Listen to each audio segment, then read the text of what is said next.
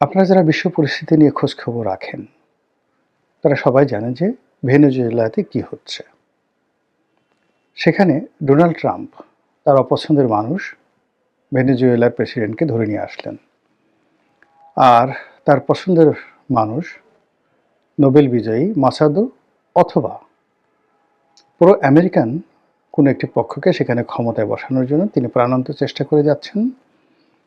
আর ইতিমধ্যে ঘোষণা দিয়েছে যে ভেনেজুয়েলার যে সকল রাষ্ট্রীয় সম্পত্তি রয়েছে, তেল, ডলার, স্বর্ণ যা কিছু আছে রয়েছে, সেগুলোর উপর আমেরিকার কর্তৃত্ব থাকবে একছত্র।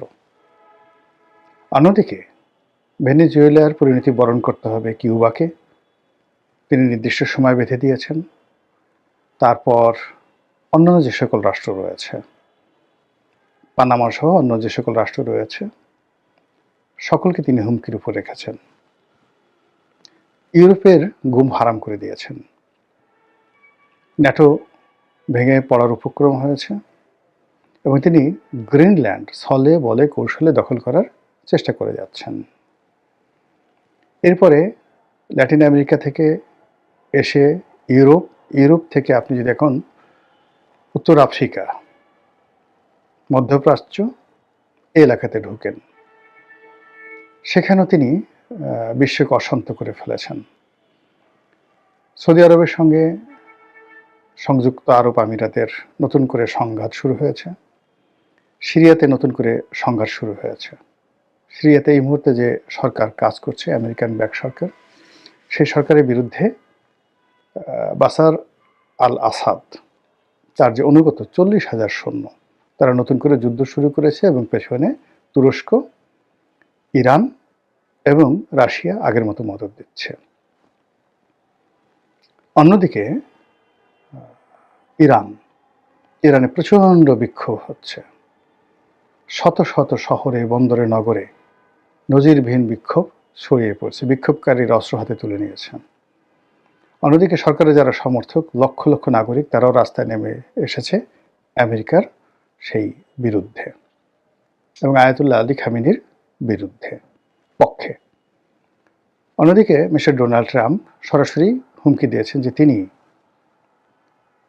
ইরানের যে বিক্ষোভরত জনগণ রয়েছেন তাদের পক্ষে আছেন এবং কোনো কারণে যদি ইরানের বর্তমান সরকার বিক্ষোভকারীদের উপর জোর জবরদস্তি করে, গুলি চালায় নির্বিচারে, আমেরিকা ইরানের উপর আক্রমণ চালাবে এবং এই আক্রমণকে ম্যাটেরিয়ালাইজ করার জন্য, মনিটাইজ করার জন্য ইরানের সাবেক শাহ রেজা শাহ পাহলভি, তার ছেলে, তিনি বিদেশে বসে মোচে তা দিচ্ছেন এবং জনগণকে উদাত্ত আহ্বান জানাচ্ছেন এবং সেই রেজা শাহ পাহলভির যে বংশধর যারা আছেন, যে নিয়ে আছেন, তিনি ভবিষ্যতে ইরানের শাহ বা সম্রাট হওয়ার জন্য তিনি চেষ্টা চালাচ্ছেন এবং তার অনুগত যারা লোকজন রয়েছেন তারা আবার ইরানকে রাজতন্ত্রে ফিরিয়ে আনার জন্য চেষ্টা করছেন।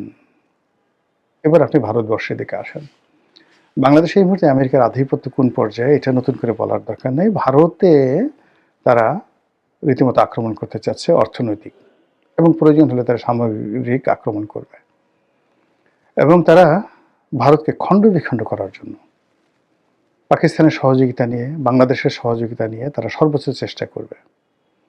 তারা মায়ানমার একটা নতুন রাষ্ট্র গঠন করতে চাচ্ছে, ভারতের 7 সিস্টার তছনছ করে দিতে চাচ্ছে, নরেন্দ্র মোদীকে ক্ষমতাচ্যুত করতে চাচ্ছে, ইত্যাদি আরও অনেক কিছু। এর বাইরে উগ্রপন্থী আমেরিকান যারা আছেন তারা বলা বলি করছেন যে যদি মাদুরোর মতো, মানে ভেনেজুয়েলার প্রেসিডেন্ট মাদুরোর মতো যদি কোনো অবস্থাতে ভ্লাদিমির পুতিনকে ধরে আনা যায়, তাহলে পৃথিবীকে 100 বছর শাসন করতে পারবে আমেরিকা নিশ্চিন্তে।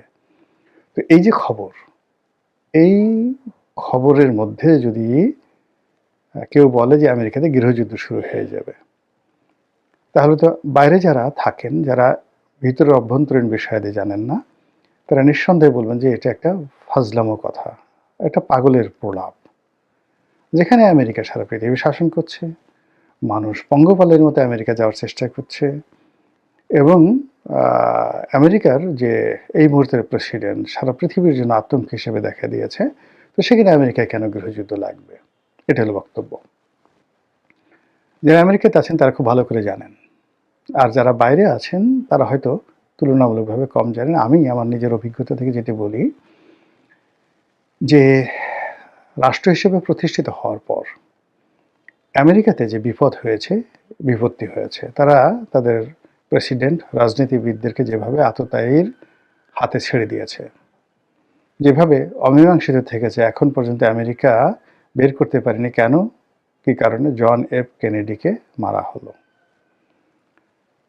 দায়সারা গোছের একটা প্রতিবেদন দিয়ে আব্রাহাম লিঙ্কনের হত্যাকাণ্ডকে বৈধ করা হয়েছে বা হত্যাকাণ্ডের কারণ চিহ্নিত করা হয়েছে, কিন্তু এর পেছনে যে সুগভীর চক্রান্ত ছিল সেটা আমেরিকানরা স্মরণ করতে চায় না। আমেরিকার বড় বড় শহরগুলো, সেইটা শিকাগো, তারপর নিউ ইয়র্ক থেকে শুরু করে আরও বেশ কয়েকটি বড় বড় শহর, মেগা টাউন, অনেকবার, একবার দুইবার নয় বহুবার সেখানে আগুন লেগেছে। বলা হয়ে থাকে যে এই আগুন লাগিয়ে দেওয়া হয়েছে, যেগুলোকে ওরা গ্রেট ফায়ার হিসেবে চিহ্নিত করে। এবং সেই আগুনের তীব্রতা এবং ভয়াবহতা এত বেশি ছিল যে রোম যখন পুড়ছিল, নিরো তখন বাঁশি বাজাচ্ছিল। রোম, ইটালির রাজধানী রোম বা রোমান সাম্রাজ্যের রাজধানী রোম, সম্রাট ক্লডিয়াস নিরোর জামানাতে যেভাবে পুড়ে গিয়েছিল, তার চাইতেও নির্মমভাবে নিউ ইয়র্ক সিটি এবং শিকাগো সিটি পুড়েছিল। এরপরে আমেরিকানরা নিজেদের মধ্যে সিভিল ওয়ার, বহু বছর তারা মানে আব্রাহাম লিঙ্কনের জামানাতে গৃহযুদ্ধ করেছে। এবং জর্জ ওয়াশিংটনের পরে তাদের একটা স্ট্যাবল রাষ্ট্র ব্যবস্থা গঠন করতে অন্তত 50টি বছর অপেক্ষা করতে হয়েছে। তারা বেশ কয়েকবার বড় কয়েকটি মহামন্দার মধ্যে পড়েছে। দুর্ভিক্ষের চাইতেও তাদের সেই মহামন্দা খুব খারাপ অবস্থায় আমেরিকানদেরকে নিয়ে গিয়েছিল। প্রথম মহাযুদ্ধের পর রাতারাতি তারা এত ধনী হয়ে পড়ে, 1933 সালের মধ্যে তাদের ধন সম্পদ প্রাচুর্য অকল্পনীয়। কিন্তু এরপরে শুরু হয় তাদের গ্রেট ডিপ্রেশন, একেবারে রাস্তার ফকির হয়ে যায়। এবং সেই ফকিরি থেকে বাঁচার জন্য আবার দ্বিতীয় বিশ্বযুদ্ধ তাদের জন্য অনিবার্য হয়ে পড়ে। এবং সেই দ্বিতীয় বিশ্বযুদ্ধের অর্থ দিয়ে তারা মোটামুটি 60-এর দশকে 15 বছর পরে তারা আবার সহনশীল অবস্থায় পৌঁছে। আর এখন তাদের মোট ঋণের পরিমাণ হল $13 ট্রিলিয়ন অভ্যন্তরীণ মার্কেটে। বেকার সমস্যা হাইয়েস্ট। পৃথিবীতে তাদের কোনো বন্ধু নেই। এবং এই মুহূর্তে ডোনাল্ড ট্রাম্প এবং তার সঙ্গে যারা উগ্রবাদী মার্কিন রাজনীতিবিদরা যুক্ত হয়েছেন, ফলে গত সেই রোনাল্ড রিগানের আমল থেকে, না রোনাল্ড রিগান না, ঠিক আপনি জিমি কার্টারের আমল থেকে যে একটা রাজনীতির ধারাবাহিকতা শুরু হয়েছিল, যেটা জর্জ ডব্লিউ বুশের ফার্স্ট বুশ এবং দ্বিতীয় বুশ ওই জমানাতে হোঁচট খেয়েছিল। পরবর্তীতে বিল ক্লিন্টন এবং যাকে বলা হয় বারাক ওবামার জামানাতে সেটা পুনরুত্থিত হয় এবং অনেকটা ধীর গতিতে হলেও সেই স্ট্যাবিলিটিটা বজায় থাকে জো বাইডেনের জামানাতে। কিন্তু ডোনাল্ড ট্রাম্পের জামানাতে এসে মার্কিন উগ্রবাদ, মার্কিন সাম্রাজ্যবাদ, তার সঙ্গে সঙ্গে মার্কিন অর্থনীতির যে দেউলিয়াত্ব, এটা এমন একটা পর্যায়ে পৌঁছে গিয়েছে, সেই যন্ত্রণা থেকে, অবস্থা থেকে বাঁচার জন্যে মিস্টার ডোনাল্ড ট্রাম্প এবং তার সাথে যারা লোকজন রয়েছেন তারা যুদ্ধ বাজাতে চাচ্ছেন, পাগলের মতো তারা যুদ্ধ বাজাতে চাচ্ছেন। এছাড়া মার্কিন অর্থনীতি এই মুহূর্তে পুনরুত্থান করা সম্ভব নয়, অর্থনীতিকে তার স্বাভাবিক গতিতে ফিরিয়ে আনা সম্ভব নয়। যুদ্ধ লাগতে হবে, তেল সম্পদের উপর আধিপত্য লাগবে, বিশ্বের সোনা দানা যা কিছু আছে সব লুণ্ঠন করতে হবে এবং বিশ্বের যে সকল ফরেন রিজার্ভ আছে সেগুলো তাদের কর্তৃত্বে আনতে হবে। এই কাজের জন্য তারা মরিয়া হয়ে পড়েছে এবং সেই কাজটি যদি তারা না করতে পারে, রাষ্ট্র হিসেবে ভেঙে টুকরো টুকরো হয়ে যাবে। এরকম একটা অর্থনৈতিক দুরবস্থার মধ্যে আমেরিকা পড়তে যাচ্ছে। এটি হলো একটা অভ্যন্তরীণ। এর বাইরে আন্তর্জাতিক অঙ্গনে তারা যে শত্রুতা তৈরি করে ফেলেছে, সারা পৃথিবী এখন আমেরিকার বিরুদ্ধে একহাট্টা।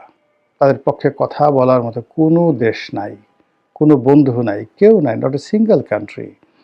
আজ থেকে ২-৩ বছর আগেও বিশ্বের অনেকগুলো দেশকে মনে হতো তাদের, যাকে বলা হয় কৌশলগত পার্টনার। ফ্রান্স, বিশেষ করে ফ্রান্স তো আপনারা জানেন যে তাদের যে স্বাধীনতা যুদ্ধে মদত দিয়েছিল, তাদের হোয়াইট হাউস তৈরি করা, তাদের যে স্ট্যাচু অফ লিবার্টি, এসবই ফ্রান্সের অবদান। ফ্রান্স সেখানে দিয়েছিল। তো সেই ফ্রান্সের সঙ্গে তাদের যে সম্পর্ক আমেরিকার সাথে ইংল্যান্ডের সম্পর্কের চাইতে অনেক বেশি। সেই ফ্রান্স এখন মানে আমেরিকাকে দেখতে পাচ্ছে না। ইংল্যান্ড সরাসরি বিরোধিতা করছে, বিশেষ করে এই ভেনেজুয়েলার ঘটনা, ইরানের ঘটনা, মানে সরাসরি তারা বিরোধিতা করছে। এবং যদি গ্রিনল্যান্ড নিয়ে বাড়াবাড়ি করে, দরকার হলে আমেরিকার সঙ্গে সেই গ্রেট ব্রিটেন তারা যুদ্ধ করবে, এই অবস্থায় চলে গেছে। কানাডা সে অধিকার করতে চাচ্ছে, কানাডা তো অনেক আগেই তার পিছন থেকে সরে গেছে। ওদিকে ব্রাজিল, মেক্সিকো, যদি কোনো মতে সামান্যতম কোনো যুদ্ধ লেগে যায় ইরানের সঙ্গে বা রাশিয়ার সঙ্গে, এবং তারা সুযোগ পায়, এই দুটো দেশ মানে কিউবা, ব্রাজিল, মেক্সিকো এবং তার সঙ্গে সঙ্গে ভেনেজুয়েলা, পাইকারি হারে আমেরিকা আক্রমণ করা শুরু করবে। এবং তাদের যত সীমান্ত রয়েছে, আমেরিকার যত সীমান্ত রয়েছে, একটি সীমান্তের সঙ্গে তাদের সম্পর্ক ভালো নয়। এই যে যে একটা তাপচাপ চলছে, এই তাপ এবং চাপের মধ্যে, রাজনৈতিক তাপ এবং চাপের মধ্যে মার্কিন অর্থনীতি সংকুচিত হয়ে গেছে। ইতিমধ্যেই ভারতের সঙ্গে তাদের যে বিশাল ব্যবসা, এটা অর্ধেকে নেমে আসছে। ইউক্রেন যুদ্ধের কারণে তেল এবং গ্যাস সংক্রান্ত তাদের যে ব্যবসা, অনেক অনেক কমে গেছে। এবার আফগানিস্তানে তাদের মানে কত, অলমোস্ট 9-10 ট্রিলিয়ন ডলার তারা লস করেছে। এবং এই লসের কারণে কিন্তু আজকের এই দুর্ভোগ, আজকের এই দুর্গতি, মানে এত বিশাল বিনিয়োগ আফগানিস্তানে তারা যে বিনিয়োগ করেছে, তারা যে টাকা নষ্ট করেছে এবং তারা যে অস্ত্র এখানে খরচ করেছে, এই দায় বহন করার মতো অবস্থা মার্কিন ইকোনমি নেই, সেই অবস্থা হয়ে গেছে। এর বাইরে তারা ইউক্রেন যুদ্ধে এই যাবৎকালে যত টাকা খরচ করেছে, রাশিয়া ফতুর হয়ে গেছে, কিন্তু রাশিয়া তেল বিক্রি করে তারা সেটা কভার আপ করছে।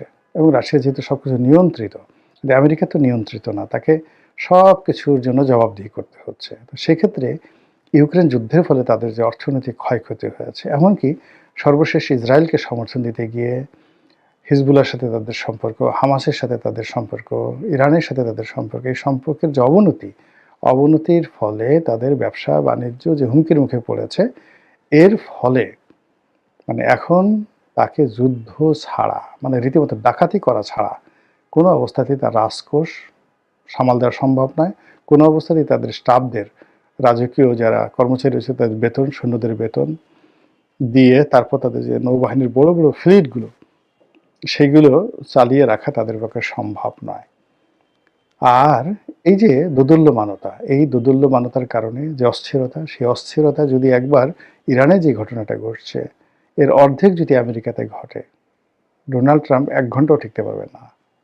এবং সেই দিকেই সম্ভবত আমেরিকা যাচ্ছে। আর এবং আমেরিকার এই দুরবস্থা যদি সত্যিই তৈরি হয়ে যায়, আমরা পৃথিবীর কোনো অংশ, মানে আমেরিকার যুদ্ধ মানে মহাযুদ্ধ, আমেরিকার ধ্বংস মানে আমাদের ধ্বংস, সারা পৃথিবীর ধ্বংস।